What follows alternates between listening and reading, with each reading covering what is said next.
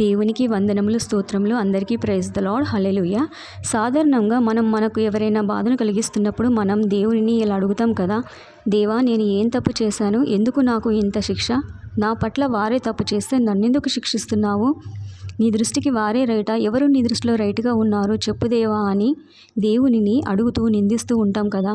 అచ్చం అలాగే శాస్త్రులు పరిసయ్యులు కూడా యేసయ్యని నిందించడానికి అలాగే అడుగుతున్నారు. ఈ వ్యభిచారపు స్త్రీ తప్పు చేసింది, దీనికి నీ సమాధానం చెప్పు అని. అప్పుడు దేవుడు, మీలో తప్పు లేనివాడు మొదట రాయి వేయమంటాడు. దాని అర్థం రాయి అంటే మాట. మనలో తప్పులు లేకుంటే ఎదుటివారిని మాటలు అనొచ్చు అని అర్థం.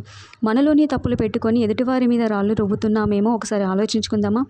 ఒకవేళ తప్పు లేకుంటే వ్యభిచారపు స్త్రీనే తప్పు చేస్తే క్షమించిన దేవుడు నిన్ను అర్థం చేసుకోలేడా? ఎదుటి వారికి తీర్పు తీర్చే ముందు మనల్ని మనము ఒకసారి పరిశీలించుకుందామా. ఆమేన్. హల్లెలూయా. Thank you Jesus.